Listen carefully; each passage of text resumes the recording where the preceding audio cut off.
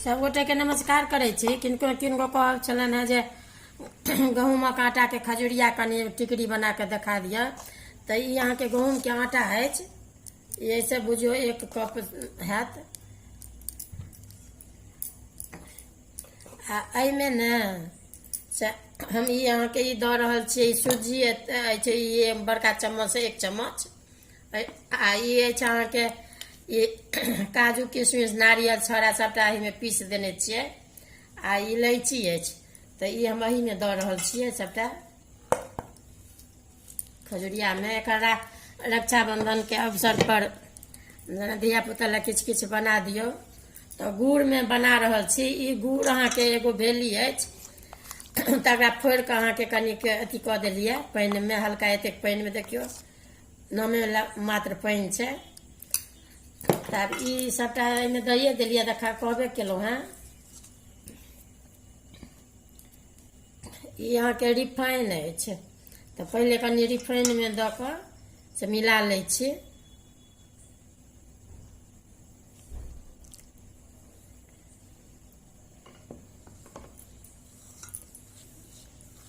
देखियो ई मिला लेलहुँ ये रिफाइन दऽ कऽ। तऽ आब ई गुड़ दऽ रहल छियै।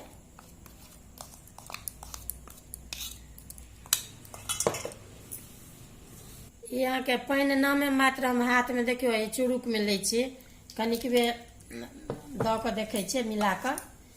एहिमे बेसी पानि नहीं पड़ै छै। एहिमे जेना चीनी अथी के गुड़ के मिला देने छलियै ने पानि में, रिफाइन में सनलियै। आब ई बुझियो जे पानि नहिए के मात्रा देलियै, मिला लेलहुँ।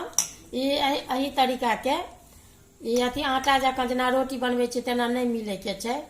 ई कनी भर भर रहबाक चाही। तब ई जेना एना केलियै ने तो ई तो अपन छोट पैघ अपना हिसाब से जतेक बनेबाक हैत तो से बना सके छी। तो हम अब ई सना गेल तो आब जेना कि साँच पर हम ई से ठोकै छी। देखियो सबटा गोली काटि लेलहुँ, बना लेलहुँ। आब ई जेना साँचा अछि तो ई साँचा पर में से अहाँ के ई ठोकि रहल छी। ई गहूम के छै, गुड़ के देने छियै ताहि दुआरे कनी रंग बुझाइया, कनी मैदा के रहै छै तो कनी साफ झलकल बुझाइया।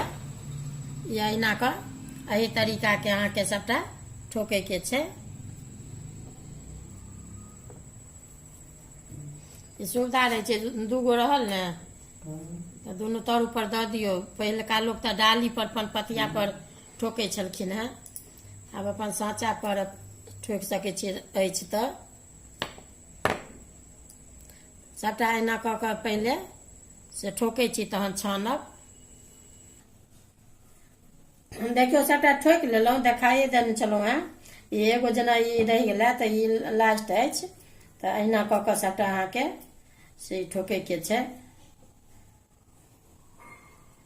इमहर देखियो ई रिफाइन अहाँ के देलियै गरमाबै लए। जेना कि गरम कनिक देख लेबै दऽ कऽ भऽ जाइ छै तो अपने तुरंत ऊपर आबि जाइ छै, अलगि जाइ छै। गरम भऽ गेल अछि।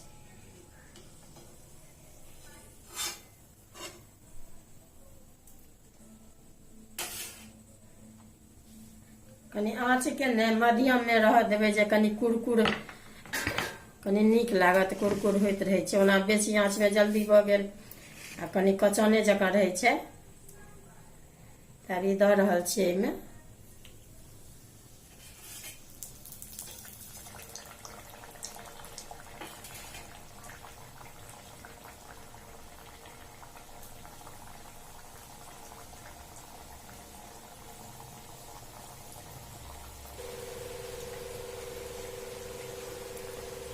देखियो एही तरीका के से भऽ गेल। अभी अहिना कऽ कऽ निकालि ले, सबटा अहिना कऽ कऽ बनेबाक अछि।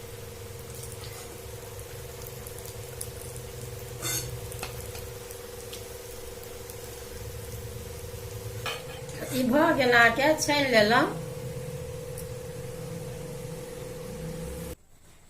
देखियो ई बनि कऽ अहाँके ई तैयार भऽ गेल। कमे बनेलहुँ, बाद में बनायब। तो जेना कि वीडियो नीक लागत तो लाइक करब।